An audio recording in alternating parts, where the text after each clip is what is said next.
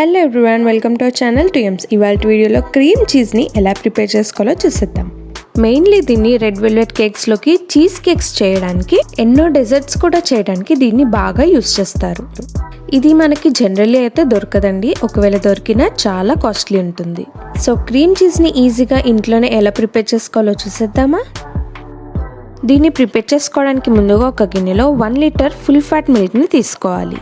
Full fat milk అంటే పాలలో 6% వరకు ఫ్యాట్ ఉంటుందండి, దాన్ని మటుకే తీసుకోవాలి. ఇలాంటి ఫుల్ ఫ్యాట్ పాలని వాడటం వల్ల మనకి క్రీమ్ చీజ్ అనేది ఎక్కువగా వస్తుంది. ఇప్పుడు మంటని లో ఫ్లేమ్లో పెట్టుకొని పాల మీద ఇలా లైట్గా ఒక మీగడ లేయర్ వచ్చేదాకా కాసుకోవాలి. ఇలా లైట్గా బాయిల్ అయిన మిల్క్లో మనకి చీజీ ఫ్లేవర్ అనేది చాలా ఎక్కువగా ఉంటుంది.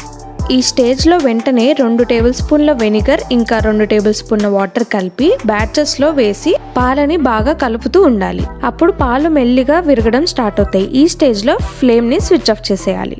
చూడండి, విరిగిన పాలు ఇలా ఉంటాయి. ఇది పన్నీర్ కాదు, అలాగని చీజ్ కూడా కాదు. లైట్ చీజీ ఫ్లేవర్ తోటి కొంచెం రబ్బరీగా ఉంటుంది. ఇప్పుడు దీన్ని ఒక గిన్నెలోకి స్ట్రైనర్ పెట్టుకొని వడగట్టుకోవాలి. ఇలా వడగట్టుకున్న వాటర్ ప్రోటీన్ వాటర్ అంటారు. సో దీన్ని చపాతీ పిండి కలుపుకోవడానికి లేదంటే సూప్స్ తయారు చేసుకోవడానికి కూడా యూస్ చేసుకోవచ్చు. ఇప్పుడు దీన్ని కొన్ని వాటర్తో వాష్ చేసి లైట్గా ప్రెస్ చేయాలి. అంటే ఈ చీజ్ నుంచి ఎక్కువగా వాటర్ బయటికి వెళ్ళకూడదు, మాయిస్ట్గా ఉండాలి. ఇలా ఎక్సెస్ వాటర్ తీసేసుకున్నాక దీన్ని మిక్సర్ జార్లోకి ట్రాన్స్ఫర్ చేసుకుని దాంట్లోకి 2 టేబుల్ స్పూన్స్ షుగర్ పౌడర్ని యాడ్ చేసుకోవాలి. క్రీమ్ చీజ్ కొంచెం తీయగా సాల్టీగా ఉంటుంది కాబట్టి చిటికెడు సాల్ట్ని కూడా యాడ్ చేసుకోవాలి.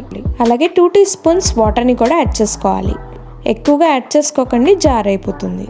ఇప్పుడు దీన్ని మెత్తని పేస్ట్ చేసుకోవాలి. ఇలా బ్లెండ్ చేసుకున్న క్రీమ్ చీజ్ ఎంత సాఫ్ట్గా ఉండాలంటే చిన్న చిన్న ఉండలు కూడా కనిపించకుండా ఉండాలి.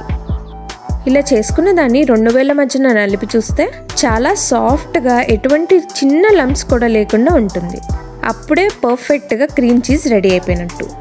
ఇదైతే కరెక్ట్ టెక్స్చర్ అండి, ఎందుకంటే మనం కేక్స్ చేసేటప్పుడు విప్పింగ్ క్రీమ్లో ఈ క్రీమ్ చీజ్ వేసినా చాలా సాఫ్ట్ టెక్స్చర్లోకి ఉంటుంది. ఇప్పుడు ఈ క్రీమ్ చీజ్ని ఎలా స్టోర్ చేసుకోవాలంటే దీన్ని ఒక ఎయిర్ టైట్ బాక్స్లోకి ట్రాన్స్ఫర్ చేసుకొని దీన్ని మూత పెట్టేసుకొని ఈ బాక్స్ని ఫ్రిడ్జ్లో చిల్లర్ ఏరియాలోకి పెట్టుకోవాలి. అంటే మనం డైలీ పాల ప్యాకెట్లు పెట్టుకుంటాం చూడండి, ఆ ఏరియాలో పెట్టుకుంటే 1 వీక్ వరకు నిల్వ ఉంటుంది.